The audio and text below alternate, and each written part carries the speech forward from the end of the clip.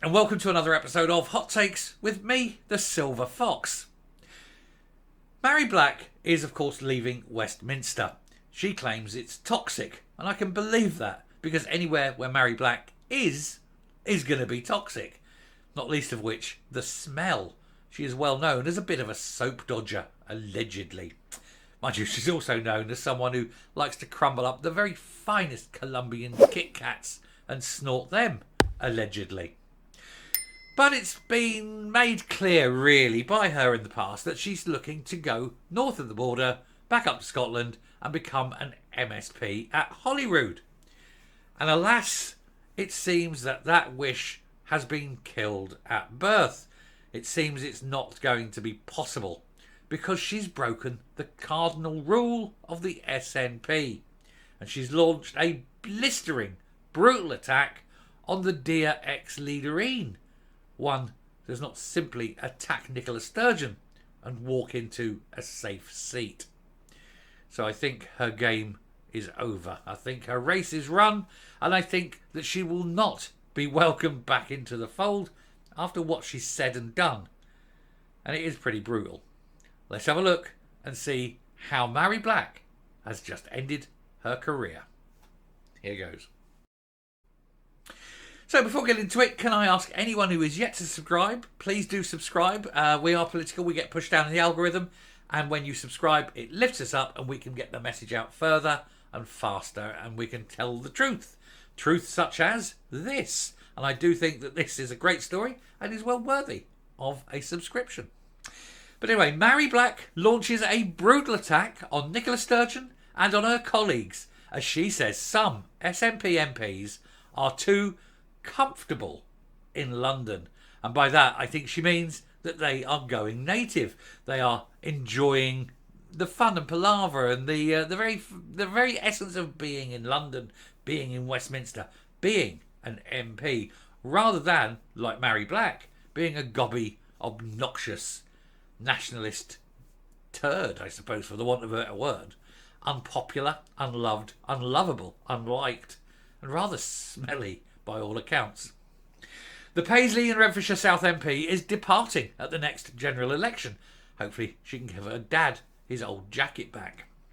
But she was quick to distance herself from the ongoing issues within the SNP, including Operation Branchform.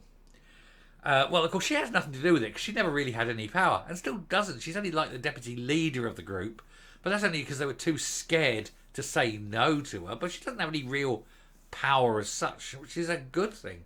Power in her hands would be a danger for everyone. The controversial SNP MP Mhairi Black launched a brutal attack on her former boss Nicola Sturgeon and some of her Westminster colleagues, stating that some were too comfortable in London. Her interview with the Times Radio did not cover her biggest scandal in Scotland, when she threatened to quit the party if her employee did not get put forward to replace her when she steps down. Now, we've covered this in the past, and he didn't get the job because he was deemed unsuitable. Now, you've got to wonder, when you look at some of the people that do get through and pass the vetting, how on earth do you fail the vetting for the SNP? What horrendous tales of woe does this bloke have in his past that he's unacceptable to the SNP? Stunning, isn't it? Anyway, the Paisley and Renfrewshire South representative is exiting the House of Commons at the next general election, much to the immense pleasure of everyone who currently works there and sits next to her. And she's been repeatedly critical of her job. That's mainly because she's not very good at it, I suppose. But she tried to get her office staffer, Robert Innes, to stand, although he was soundly defeated in the vote among local members. And as I say, how bad do you have to be that that you're deemed unacceptable? It's a stunner, isn't it? You want to know why? It's all hidden, of course. I'm not going to tell you, but it must be bad, whatever it is. Anyway, she claimed that she was always uncomfortable with the SNP's reliance on Miss Sturgeon's personality to promote the party, but never spoke out about this until now. Presumably, she was too scared of Miss Sturgeon's personality. Very brave and stunning. She also said that the shock resignation of a former First Minister was quite healthy, because I'm a big believer that politics should be about policy as opposed to personality. Well, you don't understand what politics is then. Personality is part of it. Pushing an agenda across and getting people to believe it and to go along with it requires a forceful personality. But someone who is liked makes that easier, which is why Boris is 10 times the politician than Mhairi Black ever could be. He's not a very good politician, you understand, but he's a brilliant communicator, and he brings people abroad with him, even though he's an awful person, you know, but he can charm, something she will never do. Miss Black built up a reputation for herself as Westminster as an authentic working class voice, my arse. Her rough accent and her use of Scottish slang marked her out as a hero to some Scots, even though, there we go, she came from a middle class family. All this bullshit, oh look at me, oh woe is me, you know, raised with, you know, wooden socks and, you know, had to take a brick for a walk because we couldn't afford a dog. All that old rubbish. Nice comfortable upbringing she had. And then when you listen to her, it's not the real act. I've never heard anyone speak like her. Anyway, the departing MP did also praise Miss Sturgeon, although she did not miss her as First Minister. She was asked if the cult of personality around her was an issue for the SNP, and said, for me personally, yes, it always made me feel quite uncomfortable. But as I say, I do think she's certainly one of the best, if not the best, performing politicians that I've seen. Yes, well, we all know exactly why a cult of personality is important to the SNP. They base their whole sort of party setup on another personality cult, that from Mr. Adolf from Austria in the 30s. And they're the same, and that was a cult of personality just the same as Sturgeon's was. The only difference, of course, is that the SNP will be voted out as opposed to booted out, if you follow me drift. Anyway, she said she was critical about some of her Westminster colleagues who she claimed had become comfortable living the London life on a massive salary.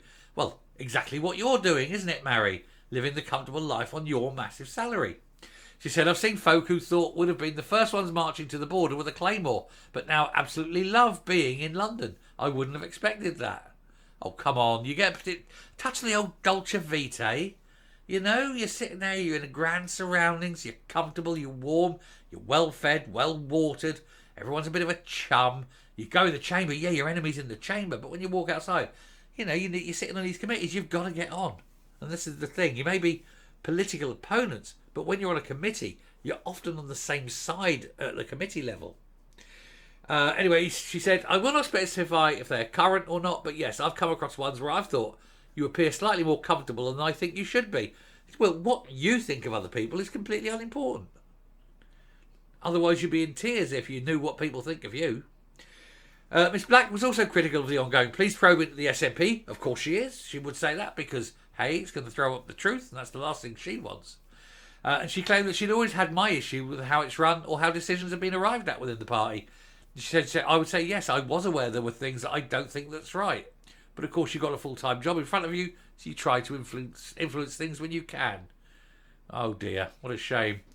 She was asked to describe the leaders in one word, and she used impressive for Miss Sturgeon, and said she could not think of many folk who can perform better than her, particularly under intense scrutiny. Humza Yousaf, she said, was caring, and while Stephen Flynn was labelled baldy. Well, gosh, I don't think... Humza Yousaf is caring, but only for a certain group. And Flynn is baldy to everyone, so that's fair enough. Angus Robertson was described as a showman. Oof, it's not the word I'd use. While Ian Blackford was monikered as consistent. Well, She said he could talk for hours. I think she's misspoke. Eat. He can eat for hours. Anyway, I shall round off there. I shall come up and we'll move on. She gives those one-word descriptions of her colleagues and ex-colleagues and whatever, but there's no one-word description of her. I make a challenge, dear viewer. Give a one-word description of Mhairi Black. I'll start. Dirty. Anyway, I'll leave that with you. Till next time, stay safe, stay well, and I will speak to you later. Bye.